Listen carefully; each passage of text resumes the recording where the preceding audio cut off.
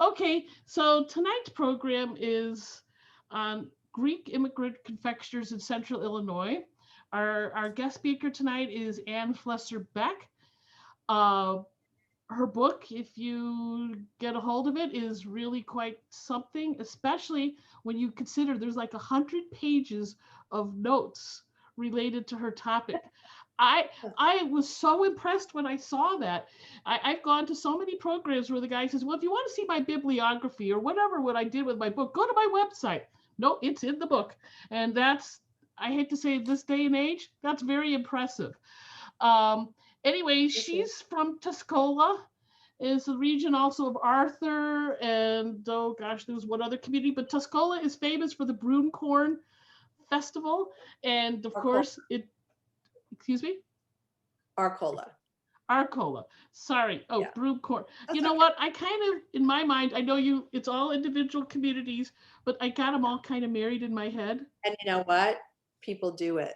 Okay, so I'm not alone, It's all but right. I'm not going to give much of an introduction because I'm afraid whatever I say, I'm going to interrupt her presentation. So, Anne, I'm turning it over to you. Okay. Thank you so much for inviting me to speak tonight with you. And I do encourage questions.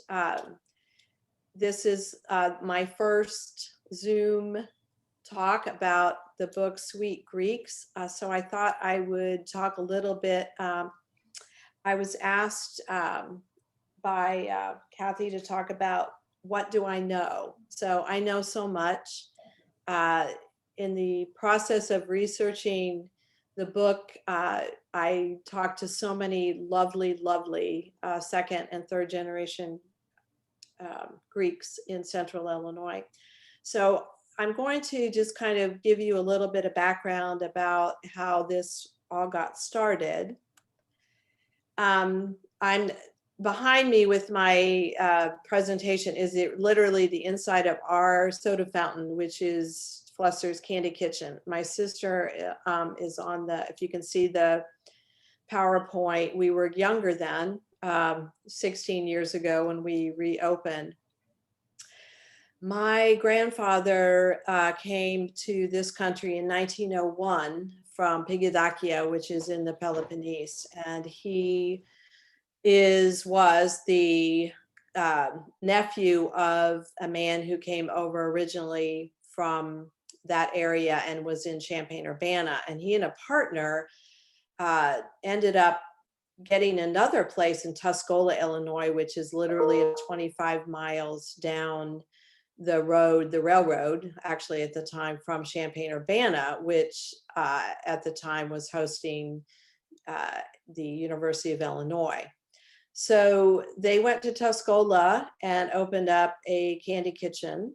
And my grandfather came over from Pigidakia in 1901 and went to Chicago and then came down to Tuscola and worked as an apprentice with two gentlemen, Mr. Vakey and Mr. Vriner. And my grandfather was the nephew of Mr. Vriner. And he decided, okay, I can do this. And they said, if you would like to buy the business, it will cost $500.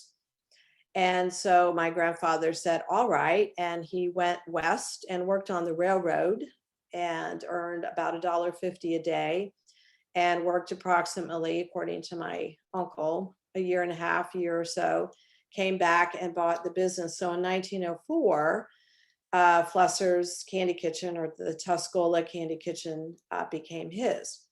And he then brought his two brothers over, and the three of them worked in our store. These pictures you see here are pretty much the way the store kind of used to look like. The floor is original. The booths are original. My brother actually made the candy cases, but the backboard is original from the 1900s. The lovely lights that are over each booth are original. So we're very lucky that we could refurbish and reopen, which is a whole other story. But anyway, my sister and I gave up kind of lucrative careers to go back into the candy business. We don't know what possessed us, but I was back in the area and drove by this empty building in Tuscola that said for sale. And I thought, okay, interesting. And I got a bottle of wine and went over to my sister's, and my mother was there. My father had passed away. And I said, what would be the most outrageous thing you could think about? And my mother leaned over and said, you want to buy the store, don't you? And my sister said, oh, that would be great. So that was it. We went out and obtained grants and loans. It took a year and a half to renovate the space.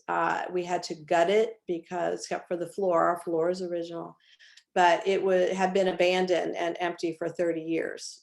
So we discovered the original soda fountain, and fixtures were in a warehouse. That was another catalyst for us to move forward. And so we worked very hard to rebuild our business. And in 2004, we reopened. And we've been working really, really hard ever since. So there's where we are. We're one of the few working soda fountains left in the country, which if I have time, I'll talk about later. So as I was renovating the store, I had begun a PhD program at the University of Illinois, and I had a dissertation topic in mind of working with settlement houses. And then, kind of languished because I don't know, those of you who have been in business, it's just a lot of work and a lot of time. And however, these second generation Greeks kept coming in, or people from the small towns around Tuscola, and we're right in the middle of the state. We are literally, as I mentioned, 25 miles south of Champaign-Urbana. We're on the east central part of the state.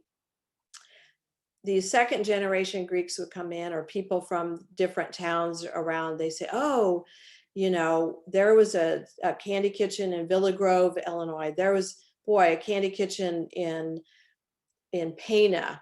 And then what I thought, as people kept coming in with these stories, is, well, maybe there is a real story there. And I thought no one had ever really talked about how the Greeks, first generation Greeks, came over to America and ended up in these small little towns, because my grandfather and his two brothers, they were it. And I never, as a child growing up, or even as a teenager, inquired about it. I just grew up there and thought, well, this was life and they've been there forever. And I wasn't really that interested, but I began to be interested. So I put the word out to the Greek Orthodox Church in Champaign. And I said, if there are any second, third generation Greeks out there who had confectionaries, please come and see me. I'd like to see if there is enough for a story there. So they came, they brought their documents, they brought their ship manifest, they brought their pictures. And the one man who kind of pushed me over the edge was Mr. Samaras, who brought in a folder the story of his father, who had gone to Champaign and then to Hoopeston, Illinois. And he came and had lunch, and we sat down and went through his folder with his pictures and articles from the newspaper. And he said, thank you so much for telling my father's story. And I'm tearing up. I still tear up. And that was it for me. So I thought, I have to do this. So I went to my advisor and I said, I would like to change my topic. I think I have a really good research project. And he said, go for it. So I did. So I completed my dissertation. It was really long. The whole emphasis of it is on the rural distribution of the first generation Greek confectioners. There's a lot written, and you all are in Chicago. There's a lot written about the Chicago Greek experience. Theodore Salutos is one of the premier historians. And if you haven't read his stories about the Greeks, I would encourage you to do so. Charles Moskos. another one. But I wrote about the rural experience and to think about as an immigrant with little English and little education coming to a small town and opening up a business and succeeding is pretty much phenomenal. A lot of the threads of this immigration story are stories that are told today, stories that we are revisiting today in regard to immigration. So basically, I just kind of have up for you a lovely picture of the cover. This is the Kuchukwan in Springfield, and I have gotten the privilege to talk with their whole family, second and third generations. They are no longer in the confectionery business, but I did my research from the east end of central Illinois all the way over to Springfield, and got to tell the story of the small towns and then the small cities. So I have a lot of fundamental and foundational Greek history about why did the Greeks come to America in the first place? How did they become Americanized? There is a lovely true chapter on the Ku Klux Klan, which my grandfather had personal relationships with, and a lot of the Greeks did in these small towns in central Illinois. And I then at the end talk about the great stories of the small town Greeks and the small town and the small city Greeks. So that's kind of how the book is set up. And this is my grandfather's story. So I have been really lucky to be able to weave his story through the whole book as kind of the model story of a guy who came over as a young man and working really hard and becoming extremely successful. My grandfather not only had a very thriving business in a small town, he bought farmland during the Depression, paid cash for it. He raised 5 children out of 8. 3 of them died. His wife, Sophia, was an arranged marriage, as many were. She was from Danville, Illinois, and she had been born in Boston and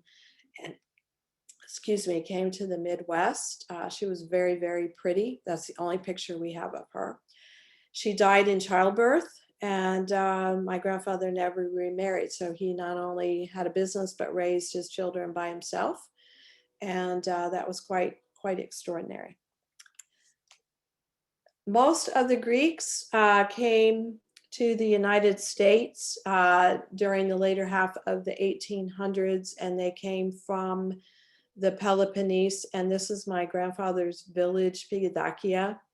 A lot of the villages were just up in the hills. They were very, very tiny. I've been asked often, did your grandfather make candy in Greece? And no, he was a goat farmer. And at the time, Greece had been through just so much. The country as a whole was financially bankrupt. They had been through wars. They had tried to produce crops that would be successful.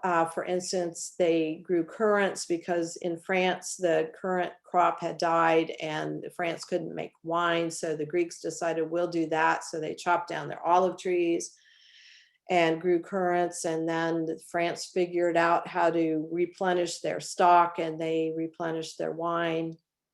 And so they didn't need the Greeks anymore. So those crops became worthless. The government started parceling out the land in such small plots that people literally could not feed their families. And so at the time as well, in America and different countries, the call to come to America and make money was very, very loud. And so what happened was mostly Greek males left their small villages for lots of reasons. They didn't want to, again, another reason, they didn't want to go into the army to be conscripted. And that was always my grandfather's story. He didn't want to go fight the Turks. So they jumped on the ships, and here's basically where most of them came from. So you can see that it's outside of, I'm sorry. Do we have sorry. Is there a question? No. Yes. Okay. Anyway, so we're in the southern part of the country of Greece, and my grandfather always said he was a Spartan. And so a lot of these tiny, tiny villages in the mountains, literally, these are folks who came to the coast, and they basically left mostly from Patras. So you see here a picture of the males, for the most part, leaving the country. So a lot of them first came to New York, they came to Chicago, some went to St. Louis, and I talk a lot about Chicago and St. Louis. And for those of you from Chicago, you know all of these. If you don't, you should. Margie's Candies, which is still in place, and of course the Andes Mints, Demet's, who made the famous turtles, the Picanola Ucanco Company. I'm not sure if you're as familiar with them, but they started out in Chicago and they ended up in the Quad Cities.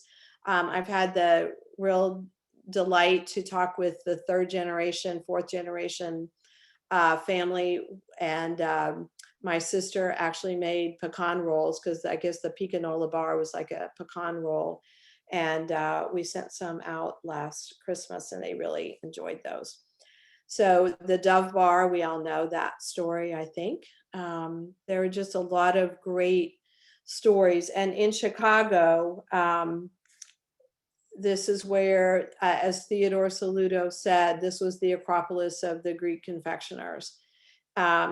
There were two Greeks who came around the 1860s and learned to make candy. And they brought young Greek men over and taught them the trade. And they, it is said they brought about 1,000 Greeks over time and taught them how to make candy. And those young men kind of dispersed out into the whole country, actually. But in Champaign or Urbana, where I'm going to go to my next story, this is where the Central Illinois Greeks kind of first started. We have Mr. Viner and Mr. Vakey, whom I referred to earlier. They came to Champaign, Urbana, late 1890s. And Mr. Viner had a push cart and he sold fruit and things. And Mr. Vakey came down from Chicago and they kind of hooked up. Now, Mr. Vakey is very interesting, actually went to Boston. He went to Boston to learn how to make candy because he decided, well, if we're going to do this, then let's do it right. And he, according to his son, with whom I interviewed before he died, Mr. Vakey learned to make candy and pretty much was kind of the Pied Piper of the confectioners in Central Illinois, very much so. And Mr. Vakey learned to make basic candy. And for those of you who love candy, there are kind of 3 or 4 basic things that we all use. My sister is the confectioner. I am the chocolatier. But we make caramel, we make a fondant, we make hard candy, and Mr. Vakey learned how to do these things so that the Greeks in Central Illinois could come, and he would teach them, and not only that, help them get started in their business. But in Chicago, there were a lot of German confectioners. There were other, ways, Italian confectioners. There were ways to learn how to make candy, and the Greeks, I think that was their niche. It became their niche. The Italians had fruit carts as well, but it seemed the Greeks were out there early. They would make some money. They might go out west on the railroad and get some cash, come back. but candy was a way, an inexpensive way to start out, because basically, and my sister does this still, and she always says, you know, we have a flame, we have a copper kettle, and that's all you need. And that didn't take a lot of space, and it didn't take a lot of money, but you could start building your own business. And I think one of the interesting aspects about Greeks is they didn't come over here to go work in the factories. They came over and they started their own businesses. And you all know they morphed into diners and restaurants, but that's another story. So here we are. And at the same time in America, the advent of soda fountains, which came about, and this was just an amazing phenomenon, right? The Chicago World's Fair. Originally, soda fountains started out as kind of medicinal places. You could go and get your soda water, and then they flavored it. And then we made ice cream and we threw it into the soda water. And you can see these lovely, huge machines. There is still in the north, on the north end of Chicago, the American Soda Fountain Company, run by Phil Shy and his sister. My grandfather bought his first soda fountain from them, from their grandfather, and my sister and I, as you can see behind me, got our refurbished soda fountain from them when we reopened in 2004. And it was such a thrill to go there. But it's like this huge, huge building full of soda fountain parts. I was overwhelmed. And I have to share this with you because after 16 years, I'm still not over it. We spent $25,000 with grant money, I will say, Illinois Department Economic, whatever that was at the time. We wrote a grant and they paid for our soda fountain, but we had to go to Chicago and customize our ice cream freezer and our spigots and all of that, so that we could fit it into our marble bar, which is original. So what a thrill that was. As I said, I'm still not over how much it cost. But I just want to point out with this slide that the Greeks were so proud of their environment. And the store was, and we still call it the store, it is home away from home. It is our pride and joy. It is a way to publicly state that we are part of our town, that we are part of the business world, that we are part of the success of America. And I will just say that it was a very important thing for Greeks to have the best soda fountain that they could have. And so there you go. Okay. And here is my there's one question before you change Yes. slides. What's the vessel on the right side of the counter? I think that is, I don't know what that is. It might be a coffee urn, but I'm not sure, to be honest with you. The dispenser for the soda fountain's in the middle, but it looks like a coffee urn to me. So I'm not sure. That's okay. Yeah. Thank you. Okay. All right. So anyway, this is my grandfather's original, and there was a fire, and so that's when he started to renovate, but that's my great uncle, one of my grandfather's brothers. So you can see it was just a very beautiful, beautiful place. And my grandfather was there in 1904. So this is 1913. And that's our original bar, not the one that we have today. And I'm sorry, my husband's talking to me. Yes, it is. Okay. So anyway, it was a beautiful, beautiful thing. So here's an interesting, I love this map. So back before primarily World War II, these were all of the Greek confectioners candy kitchens in central Illinois. So this is basically around Bloomington and then down almost to southern Illinois and all the way across the state. There were, I went to over 40 of them. I did not explore all of Southern Illinois, but you can see that every little town in Central Illinois had a candy kitchen.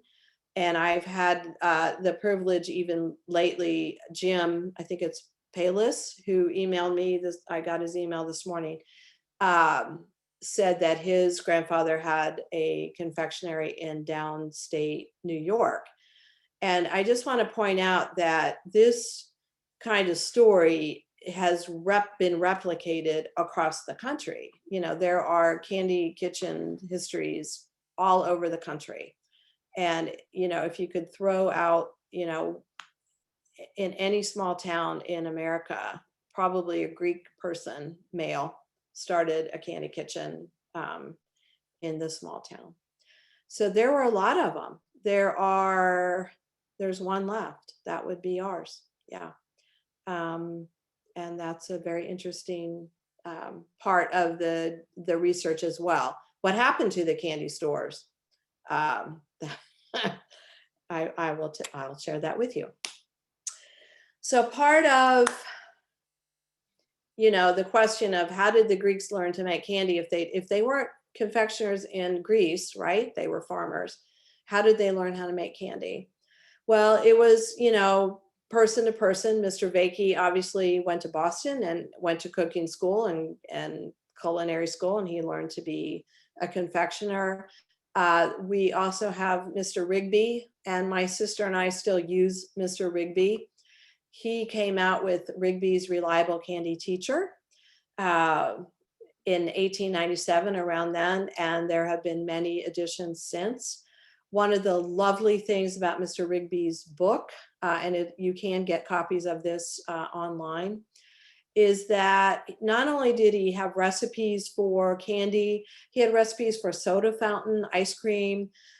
He would talk about how to set up your business, how to decorate your windows, because you have to understand these small towns and our stores like this. We have huge front windows. They're like 10 feet, 12 feet tall. And the buildings are narrow. And a lot of these buildings, you draw people in to come in and try out your product, come in and have a Coca-Cola, chocolate soda. Mr. Rigby would tell you how to do that. And I think it was a really wonderful source for immigrants, particularly, to read and learn how to be successful. Now, I have to say that not everybody was successful. Some people came, some of the Greeks came, and they started their businesses. Some went back. Theodore Salutos estimated that 40% of the Greek immigrants returned to their country, which is pretty high. And they did it for lots of reasons. You know, they missed their country. They couldn't make enough money. They had, somebody they wanted to marry back in Greece. They just, didn't feel like it was the place for them. I have to say unequivocally that to come to a small town as a single male and settle and open up a business was pretty amazing. There was no, except for like in Champaign-Urbana, a little bit in Danville, Springfield, Decatur, there were small Greek communities. Those places had churches, but in a lot of the small towns around, my grandfather was it. He had no real connections unless Mr. Vakey jumped in his car and drove down and came to see my grandfather, which did happen, but they were very isolated.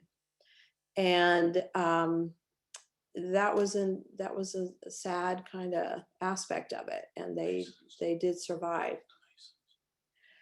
One of the things, I'm digressing here, so we'll come back to this education. One of the things the Greeks did, though, in these small towns, my grandfather did that too, amazingly enough, was to join the Masons. And the Masons actually were affiliated with the Ku Klux Klan, so there's a little bit of irony there. But my grandfather joined the Masons in Tuscola, and that's where he said he learned English. And he went way up there in the ranks. And he was so thankful to the Masons for helping him learn English and become a successful business person that he bought the building that now houses the Masons. And I haven't seen this, but evidently there's a big portrait of my grandfather in the building. And I'm not a Mason, so I've not been invited to go see it, but maybe someday I will. Anyway, Mr. Vakey came back to Champaign-Urbana from Boston, and he taught my grandfather to make candy. He taught Mike Polis in Arcola, Illinois to make candy. He taught some of the Greeks in Decatur to make candy. He worked with the Greeks in Mattoon and Pana and Villa Grove and Paris, Illinois, and they learned to make candy from Mr. Vakey. Again, Mr. Rigby, and then Kathy had asked me about the Heath Bar, so I do have that story. So Mr. Rigby, there is this recipe here at Old English Toffee. So, you know, I think basically toffee recipes are pretty simple. We make toffee, it's good. But what happened in Robinson, Illinois, originally, there were two Greeks who went there and they opened up a candy store and they made candy. And there was then the Heath family, and there was a Frenchman from Indiana whose father was a pastry chef. And the son actually worked with the Heath family. And I'm not sure, you know, nobody really knows where the Heath family came up with their recipe for the toffee bar. So there are all kinds of estimations. They could have pulled it out of Mr. Rigby. The French pastry chef son might have come up with that recipe. Another interesting fact with the confectioners is that they had salespeople running up and down the state on the railroad selling all of the, you know, marshmallow and all of this corn syrup and things that people needed to make candy. And so they would share recipes up and down the line. There could have been, you know, salesperson with the toffee recipe. So although some of the Champaign people think perhaps Mr. Vakey made toffee first, we don't know, but Mr. Heath took it and ran, and that was that. So anyway, so I don't know. I don't have a real good answer for how the Heath Bar came about, but there are all kinds of. So interesting enough, here I am. This is what I do. I dip candy by hand. I roll the fondant and I dip it by hand. And the interesting gender topic is that the Greek males made the candy and a lot of the Greek women dipped it. So my sister actually is the confectioner and I am the dipper. And in this Mr. Rigby, he tells us how to dip the candy and how to temper the chocolate and all of that good stuff. I actually learned from my mother, who is not a Greek, but she married into the Greek family, so she became a dipper. And she learned from a German lady. So I feel like I've had a good education. I will say this, it is the hardest work I've ever done. And it is kind of, you know, as they say now, artisanal, and we work very hard to make our candy look nice. I say I'm really good at it now. I can make every cream the same size just by hand. And I think even if I went blind, I could still do it. So it took me about a year to get good at what I do. I ruined a lot of candy, but so. All right, I'm gonna end with this, and then we can open it up for questions. You can see there my sister's caramel kettles. Those are my grandfather's kettles, so they're over 100 years old, which is very cool. And it is open flame, and we have recipes that my grandfather passed down my brother actually had them typed up. You can see here the ingredients. There are no directions with them. And so my sister knows what to do with this. I am not the candy maker, so don't ask me about how to make candy.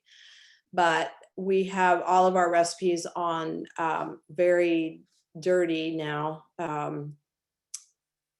laminated pieces of paper, and she doesn't really even need to use them. But anyway, it's good to know sometimes when you're tired, you pull out the recipe. So, okay. I'm sorry. Oh, and here we are, finished product. My husband is coaching me, which is great. So yeah, we make this, these are caramel things that we make, as many confectioners do, but all of ours are all homemade. So they aren't machine made that you will see in a lot of confectionaries now. So, all right, I'd love to open it up to questions. So have at it. Okay. By the way, if you don't mind, I'm going to make an addition to the Heath story. Okay, great. Because there was some years ago, the Smithsonian had a symposium on chocolate that I attended, and there was a military historian there, and he said Heath was one of those things that went into K rations during World War II. Right. And that really put them on the map. Yep. Otherwise, they were, a small town confectioner. The Heath family was also in the oil business down there. Yeah. Yes. And there was an article. There's actually a book about the Heath family. I haven't read that, but I read the Chicago Tribune had an article in the early 90s, and it was a family that was just at war with each other. Just, yes. I mean, they would have these board meetings, and this one woman would complain about every time she went, she had to pay for her ice cream sundae or whatever she ordered. And somebody one day calculated how much it would have cost and handed her the money, and it never came up again. Exactly.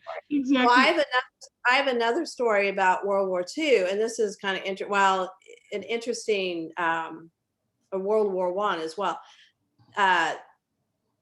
The troops were fed a certain kind of chocolate. They used a certain kind of chocolate, and my dad used this chocolate because that's what, because my dad was in World War II, and he said, this is the chocolate we're using.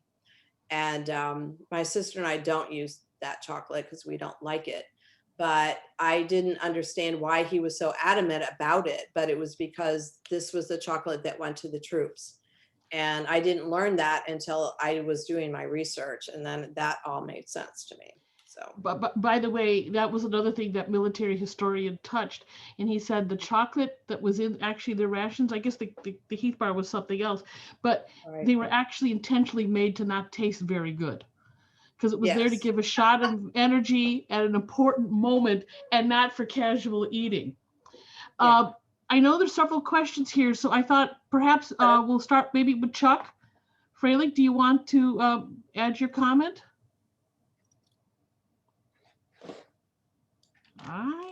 Chuck, you can unmute yourself, I think. Sorry. There you go. Sorry.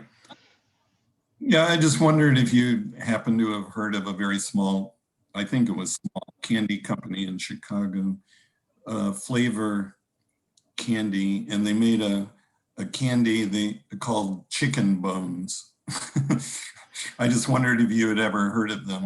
What is this? They made a candy called chicken bones. I've got a picture of it behind me. If you I do not know that. I don't know that. Okay. I'm going to write it down though and try to research that. So tell me about it. Well, I don't know much about it really, but I just know they were located in Chicago, and I think it was kind of a butterscotch kind of flavor, and it looked, I guess, like a chicken bone. Okay. But anyway. In Chicago, at one time, there were 3,000 to 4,000 confectionaries.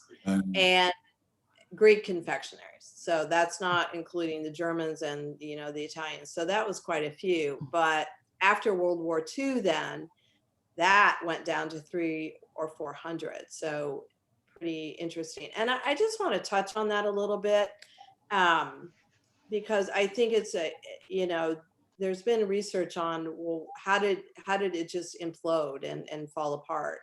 Well, a lot of reasons. You know, after World War II, you know, the second generation went to war. They came back and they had the GI Bill.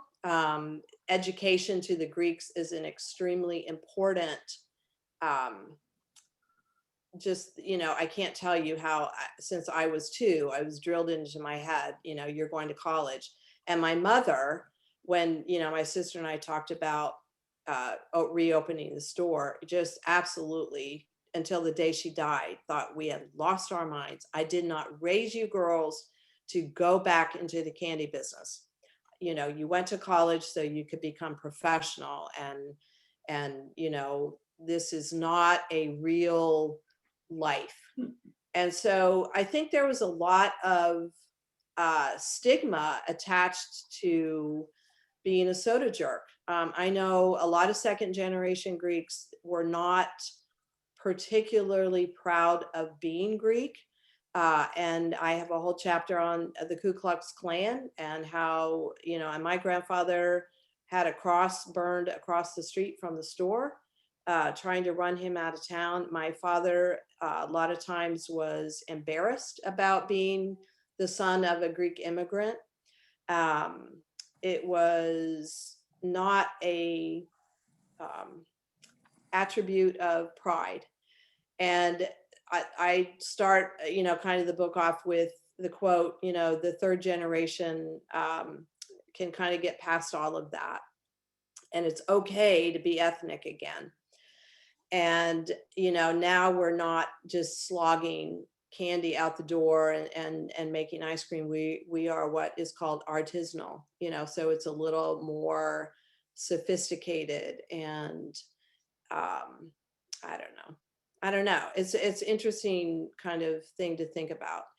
But I think that after World War II, back to that, yeah, a lot of Greeks came back from the war, and they didn't want to stay in their small towns and be soda jerks and make candy with their dads. They wanted to, you know, go to college, and they did, and they became teachers and professionals. And at the same time then, and I lived through this, I was in high school when the interstate system came through and totally bypassed these small towns and downtowns. Our downtown in Tuscola absolutely died, and all of the business went out to the highway. And I'm sorry? Which is why, yeah, kind of my dad retired. Well, we all left town and went to college. So I didn't want to do this. Are you kidding me? I used to sit on the end of this soda fountain that you see behind me and pray that I could get out of Tuscola, Illinois. I would do anything to get out. So the irony of my life is not only am I back in the Midwest, but I am back on the corner of Main and Sale Street in Tuscola, Illinois. So there was all of that. The big box stores came along. McDonald's came along and took away from my grandfather's hamburgers. You know, just so much happened in a very short time. And then, you know, this helped the demise of downtowns, and particularly downtown confectionaries and soda fountains. Yeah, so, okay, which doesn't talk about your chicken bone candy, but I'll look that up. All right, any There's other a questions? question about what's the Dove story? That's a modern story. And I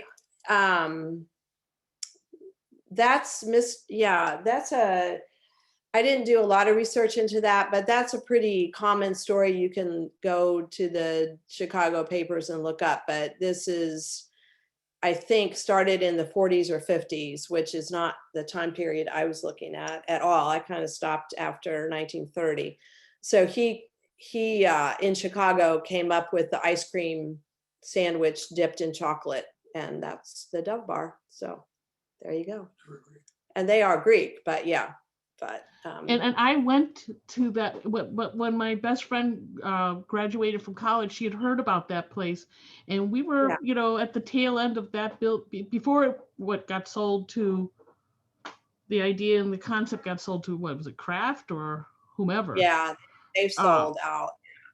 But they certainly sold out in a way that they're remembered forever. Oh, absolutely. Yeah. Yeah. But they were Greeks who came later to America. So yeah, my time period is like 1880 to 1930.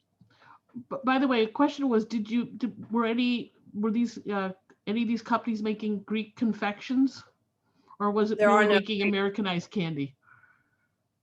Yes, Americanized candy. Greek confections are not chocolate per se. We all know baklava and kouribiades and koularakia and dates. Those are confections that go back to ancient Greece.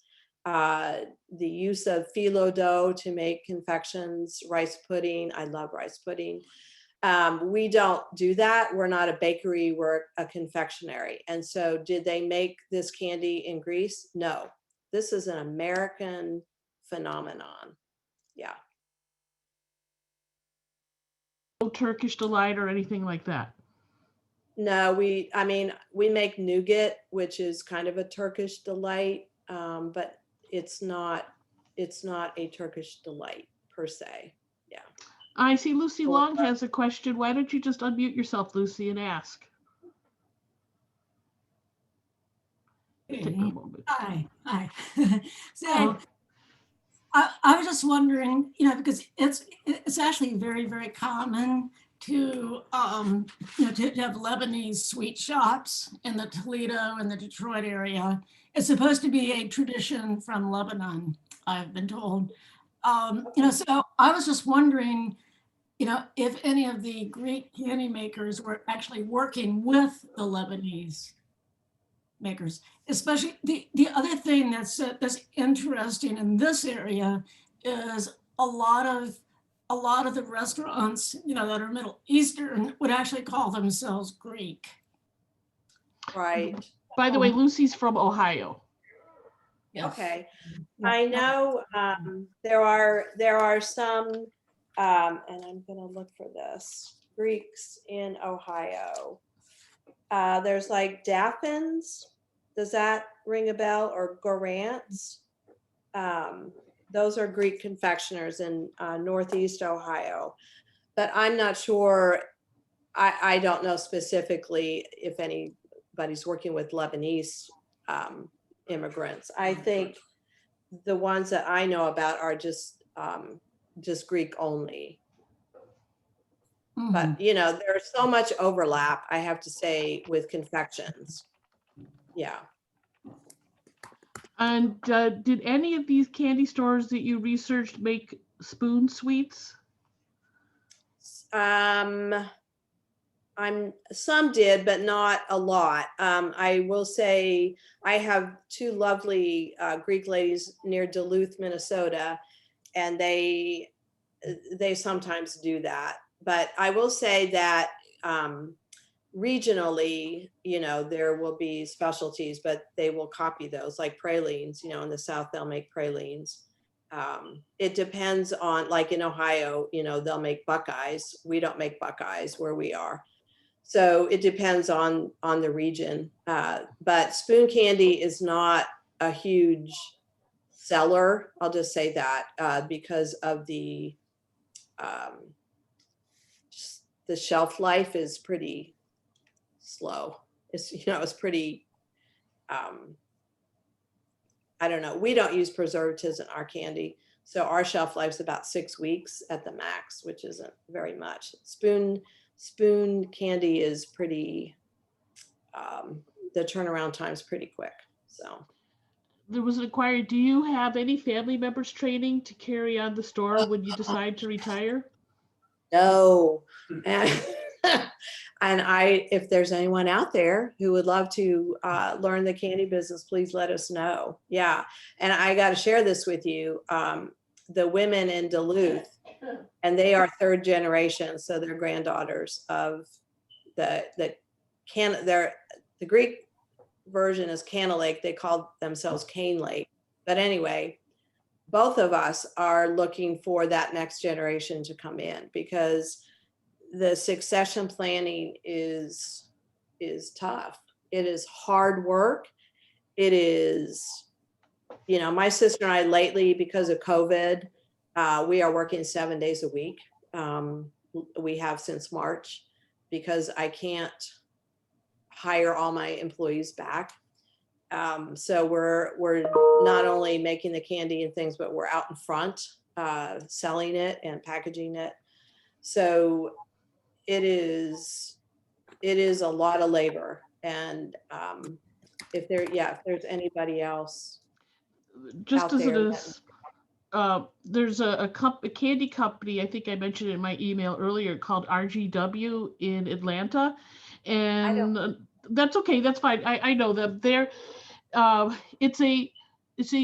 they're Jewish, probably other ethnicities. They have a 2,000 acre farm, and they do many different things. And one of them is a candy business since the 1940s. Anyway, the patriarch died a few years ago, and practically on his deathbed, the family was still getting information about how to make some of the candies. He kept it to himself, and now it's like a desperate, a difficult situation. And now he's beginning to transfer the information. And there's a couple of things that they had to kind of like figure out on their own, because the information was not available. Now somebody was asking, what is spoon candy?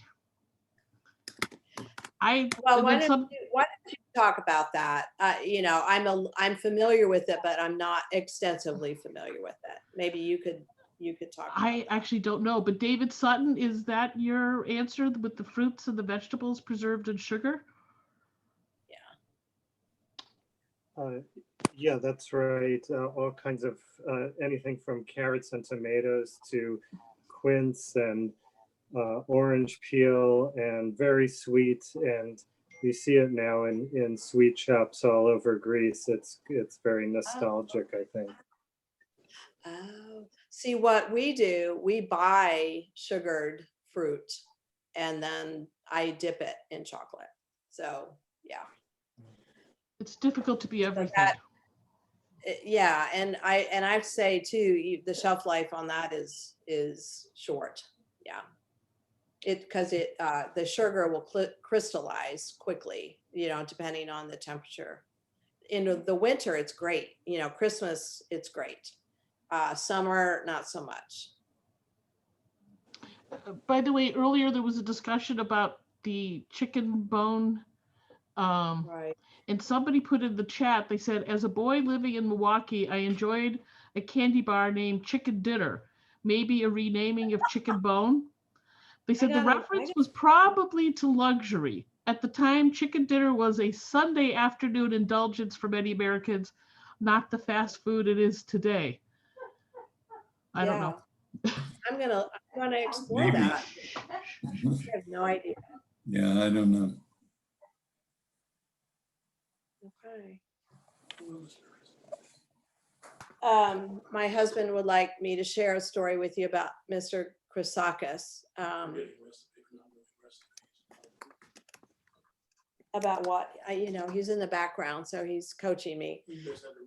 Mr. Chrisakis he was in his 80s, and my sister and I, this was like 2 or 3 weeks before we opened, and we kind of were just trying to figure out what we were doing.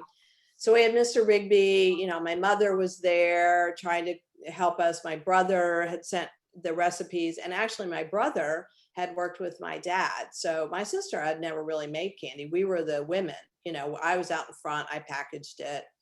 So here we are trying to be the producers, the manufacturers. So anyway, we're in the candy room, and one day, and there was a knock on the door, and Mr. Chrisakis was there, and he said, "Hello, I'm Mr. Chrysagas, and I knew your grandfather and your parents." And he said, "I hear you girls are trying to reopen your grandfather's store. Do you need some help?" So we pull him in, and so my sister's first batch of caramel took her 4 hours to make, which was just a disaster. So anyway, Mr. Chrysagas took over at the kettle, and he made what he called hot and fast caramel. It took him 45 minutes to make 30 pounds of caramel. It's great. And he didn't use a thermometer. He just knew when it was done. And actually, instead of dipping the paddle into taking the caramel and putting it in ice water to check see if it was done, he stuck his hand in the kettle, and this is hot, it's 200 some degrees. And he said, "Oh, it's ready." And he was right. It was ready. So he came back and his wife came one time, and she said, he is ill. He has a aneurysm, and he could die anytime. And we thought, oh, well, okay, not a good thing. But anyway, he was so happy, and she said he was so happy. And long ago, so we were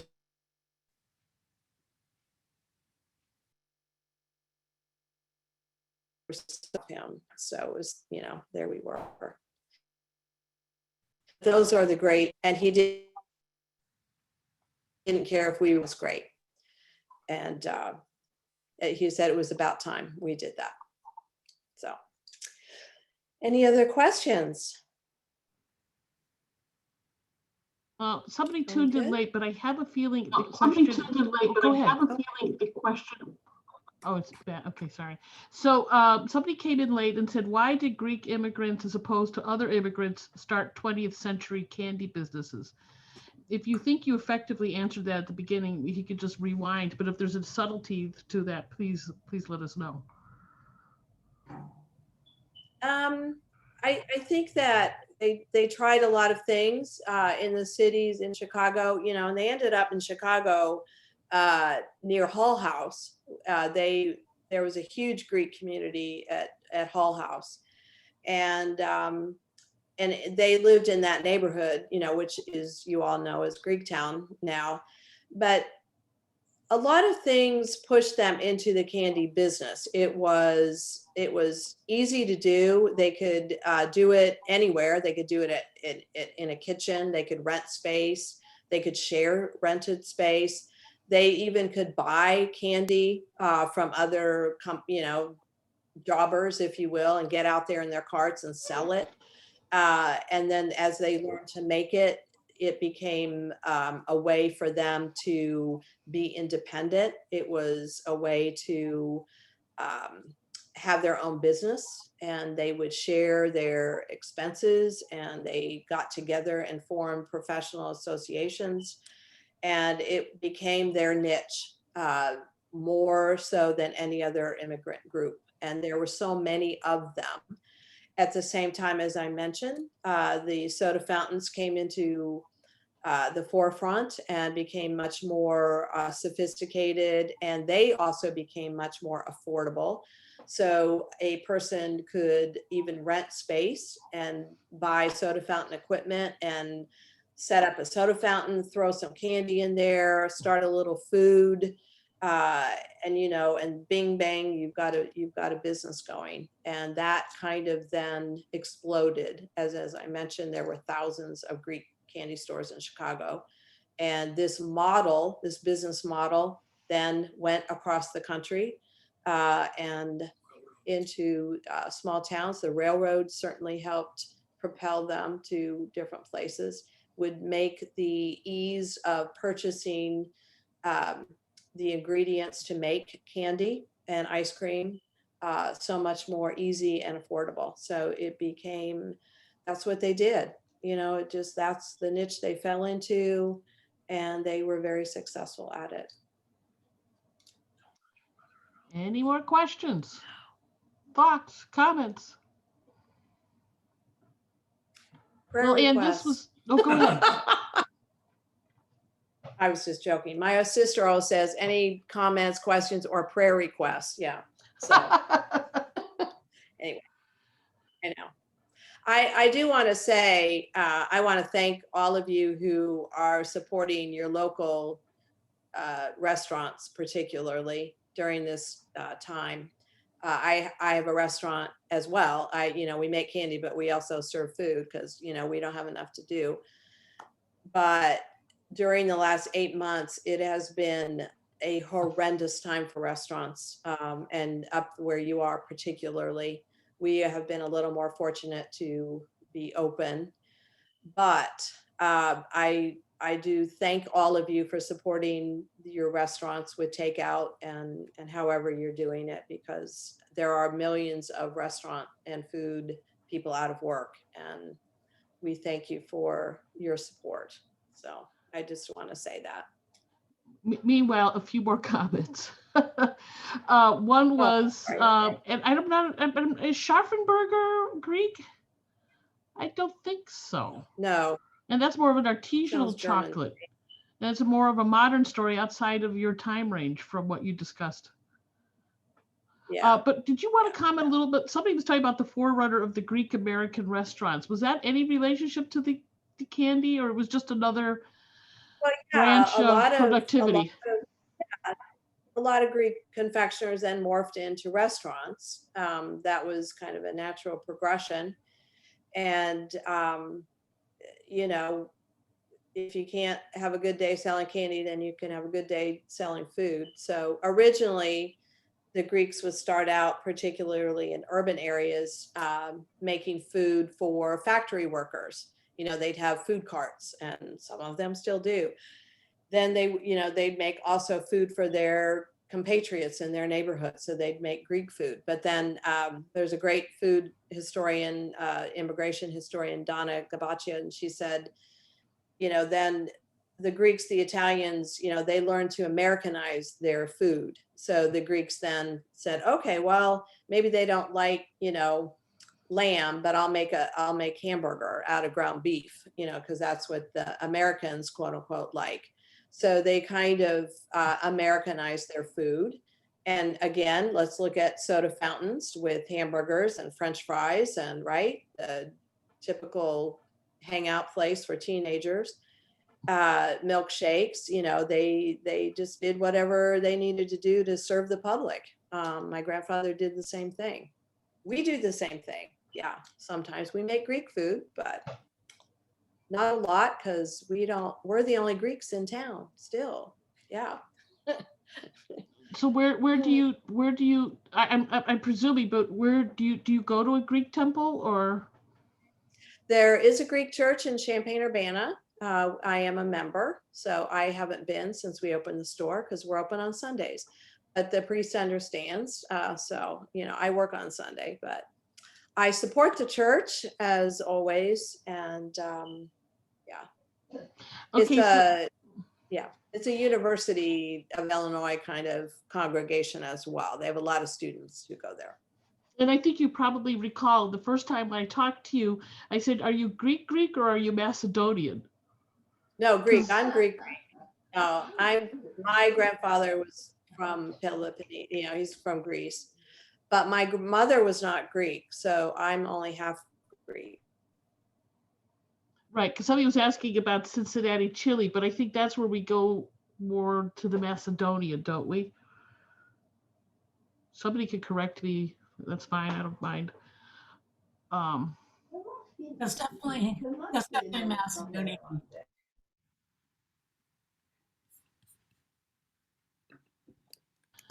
I have an audience here. Okay. They were something else. Wow, I didn't know that. If anybody wants, by the way, Amy, you need to just make your comment, because I can't begin to pronounce these things accurately.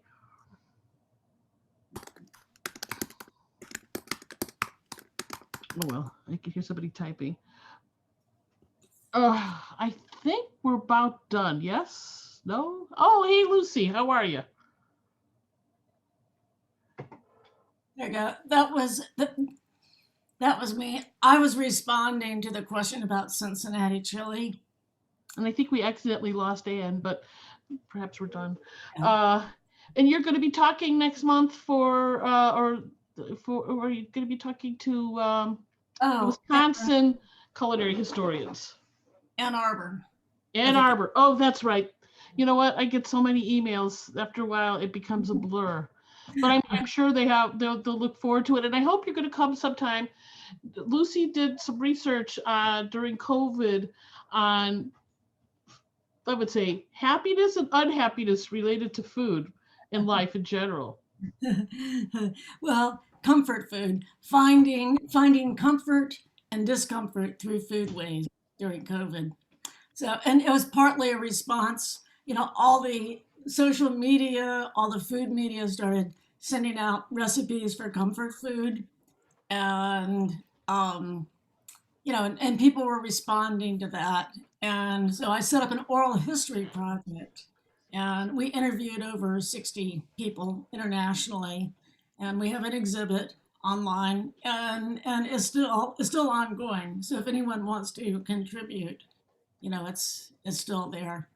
So COVID is. Anyway, I contributed, but I also have to say I documented a lot of the food that I made, especially when we really couldn't go anywhere, where leaving the house seemed to be a frightening prospect. And a lot of it was documenting the substitutes I made because I couldn't just run to the store and buy something.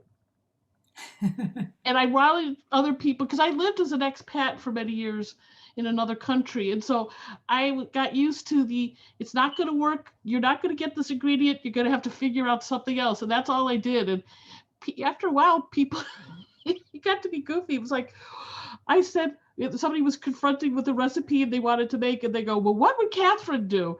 And it's like, oh, come on, you're silly. Oh, and I'm glad you like my mushroom shirt. So, Anne, I see you came back. You kind of disappeared. Anne, we want to say goodbye and thank you and all that good stuff. Oh, where are you? Here. I'm sorry, you kind of disappeared. That happens in the land of Zoom. I don't think your audio is on.